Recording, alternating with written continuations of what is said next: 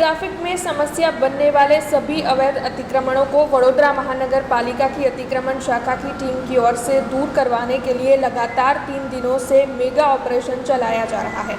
Bharatiya Janata party के पूर्व नगर सेवक रमेश राजा के बेटे की हत्या के बाद वडोदरा महानगर पालिका हरकत में आई है। पुलिस की टीम भी हरकत में आई है और विभिन्न इलाकों से अवैध अतिक्रमण लगातार दूर करवाए जा रहे हैं। तब आपको बता दें कि आज पालिका की अतिक्रमण शाखा की टीम विहार टॉकीज से लेकर शराफी हॉल तक के अवैध अतिक्रमण दूर करवाने के लिए पहुंची थी। वहां पर जितने भी अवैध ठेले खड़े करवाए गए थे उन्हें दूर करवा दिए गए हैं। एसीपी समेत वाड़ी पुलिस का पूरा स्टाफ वहां पर मौजूद था।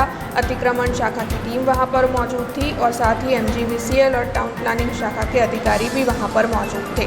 आपको बता दें कि वहां से 6 ट्रक भरकर सामान जब्त किया गया है। वैसे इस दौरान पालिका की अतिक्रमण शाखा की टीम और व्यापारियों के बीच में घर्षण के दृश्य भी देखने मिले थे, लेकिन पालिका की अतिक्रमण शाखा की टीम इस वक्त किसी को भी बख्शने के मूड में नहीं है, ऐसा दिखाई पड़ रहा है और जगह जगह से अवैध अतिक्रमण जल्द से जल्द दूर करवाने की कामगिरी करवाई जा रही है।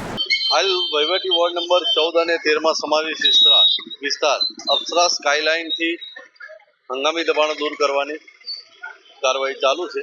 વાડી પોલીસ સ્ટેશનનો સ્ટાફ, વોર્ડ ઓફિસરશ્રીઓ, તેમનો staff, TP department, TDO department, commercial department સાથે રાખી અને રોડ લાઇનમાં હંગામી નડતરરૂપ દબાણો તેને જમા લેવાની કાર્યવાહી ચાલુ છે।